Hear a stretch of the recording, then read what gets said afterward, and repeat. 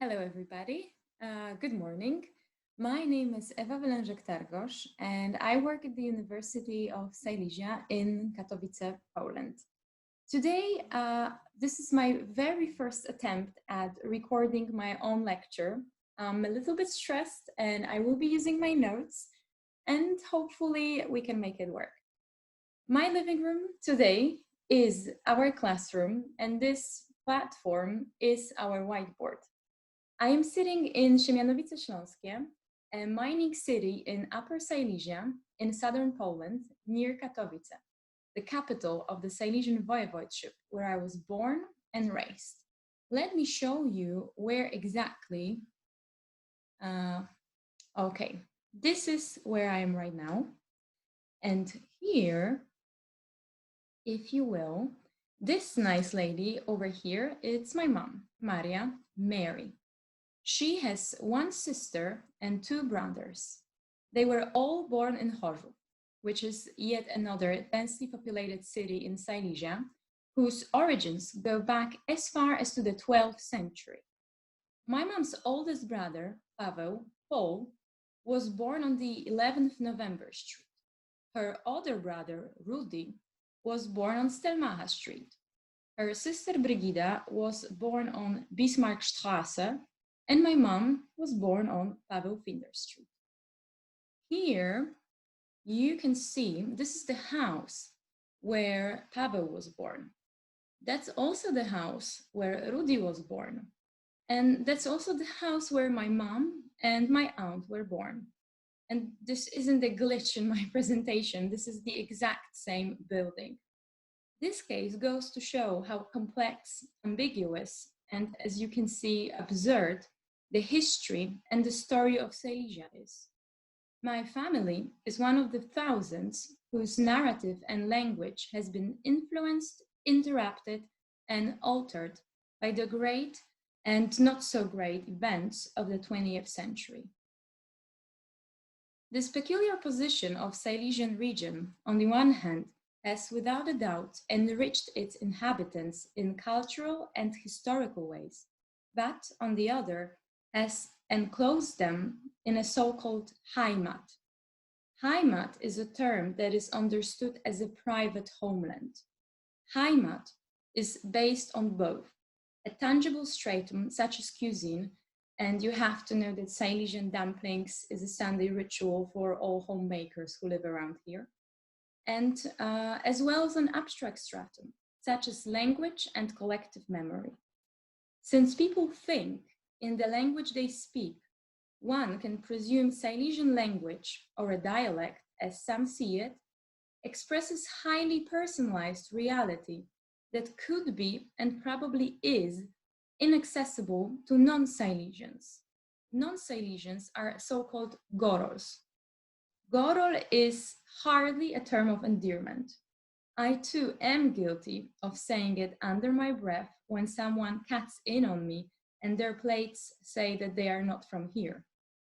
It is difficult for gorols, the outsiders, to understand the language and the local niceties, but also it is equally complex to try and explain or describe Silesian region without employing its language. It is partly because, for decades, polluting the official register with indigenous and perceived as primitive Silesian language has been punished. For this reason, the spaces beyond Silesian backyards have not been familiarized with the dialect, which is a peculiar mix of German, Polish, and Czech. And as a result, the image of the Upper Silesia has become somewhat closed and limited, as I have said before, inaccessible. The impossibility of understanding the history told in Silesian led to projecting outsiders' own vision and version of what constitutes Silesia. And this vision includes chimneys, coal, ribaldry, Sturm und Drang. This lecture's title, Silesian Identity in the Making, has its objective in examining ways in which Silesia does communicate and also the ways it communicates itself with the outside world, and how the imagined Silesia may be or is translated into the non-Silesian Poland. In order to do so, I want to present 4 works by one of the most prominent Silesian painters, Mr. Ireneusz Walczak. His canvases, even though beautifully colored, revolve around linguistic signs and Silesian symbols. Ireneusz Walczak was born in 1961 in Świdnica. Now he lives literally 2 blocks away from where I'm sitting in Siemianowice Śląskie. In 1993, he received a prestigious Pollock-Krasner Foundation Award in New York. This was his first major scholarship that paved the way for over 20 individual exhibitions and nearly 300 group exhibitions in Poland and abroad. In the latest book on his art, Narcosis and Euphoria, he is initially referred to as a, quote, new expressionist, unquote. His painting, however, has evolved into its own frequently Silesia-inspired idiom. The way I see his canvases is a translation of kinds of Silesia and a vision of it that could be understood outside the narrow borders of these 2 million territory. The paintings I wish to discuss all come from one cycle. The title of the cycle is My House is My Language. Interestingly enough, the title of the series is originally in English. Therefore, it needed to be translated for Polish audiences. The title is merely a departure point for further semiotic riddles. These monumental, also in size because the pieces are over 1 meter in height, these pieces tell stories of individuals trapped within a community and also confined by bad luck, underlying circumstances, and random acts of terror that all have been a part of Silesian history. The Silesia he paints is nothing like the imagined Silesia that is present in Gorols' collective imagination. It is not gloomy and dusty, although this building might make you think otherwise. Walczak's vision is vibrant, bright, cheerful, and most importantly, powerful. The strength Silesia now possesses stems from its diversity. Silesia, because of its history, has been considered a melting pot of nationalities, classes, and accents.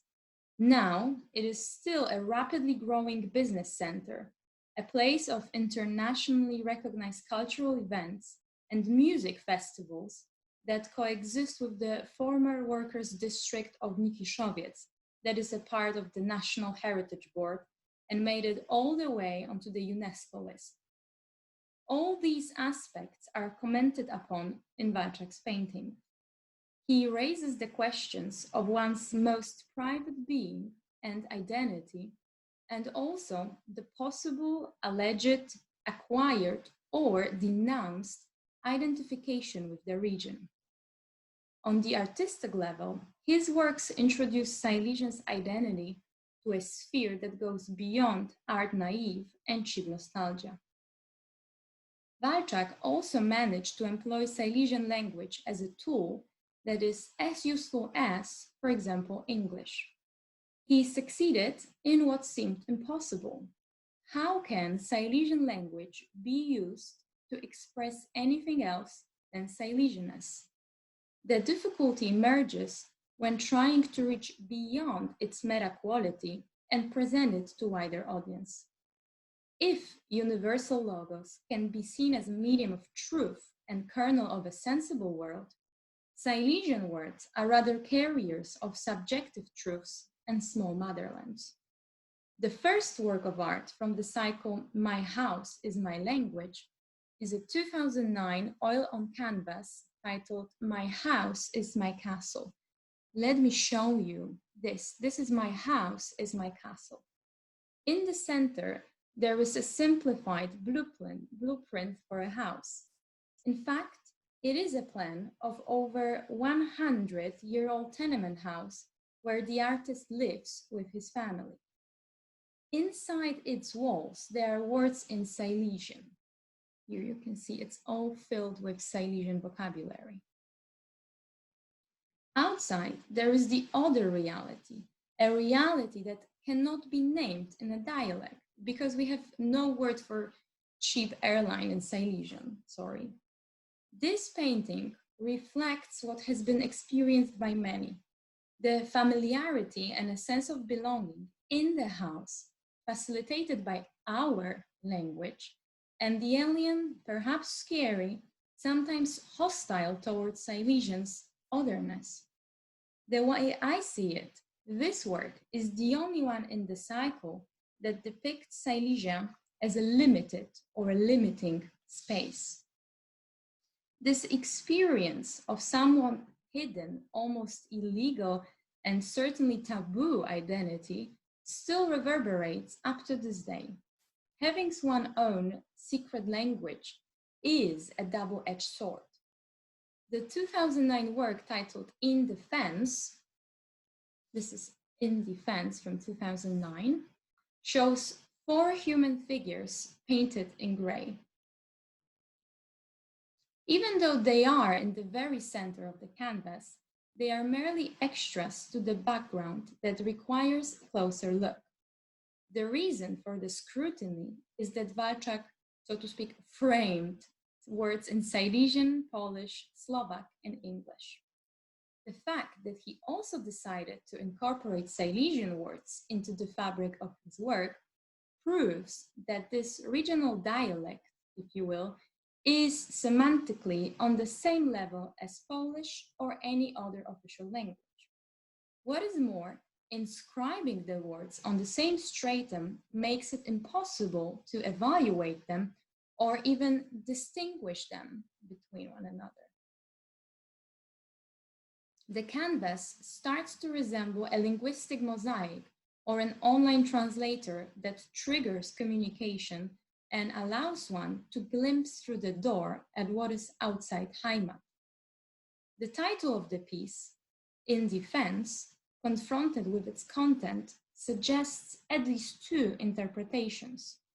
Firstly, the figures defend their language, dialect, and signs.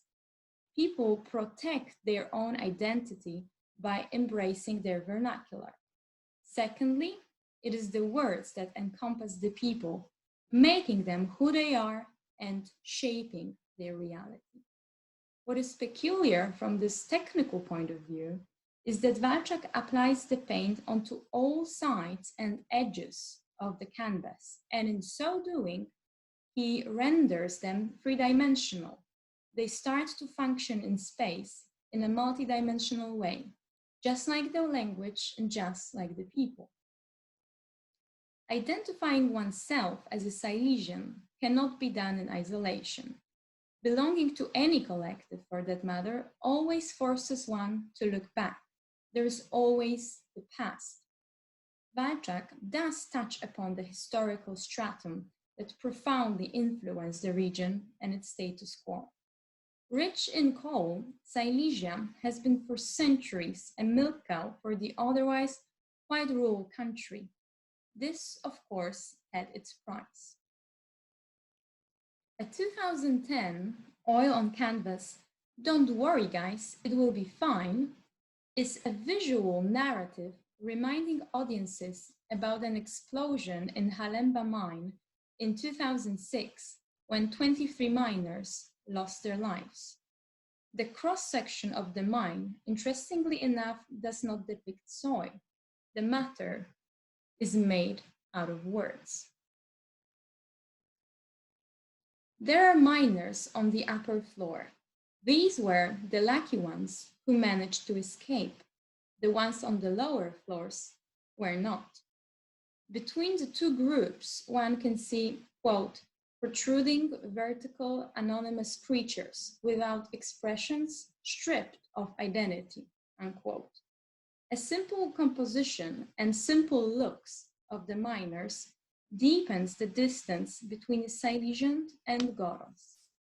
Perhaps it even makes the reception of such events easier for the latter. Every now and then, the national media cover a similar case of a tragedy in Silesia. For non-Silesians, the victims of such explosions remain face and nameless. The title of the work, "Don't worry guys, it will be fine," is a verbatim quote by one of the office holders, showing this patronizing and lacking in comprehension tone that central authorities every so often take with minorities.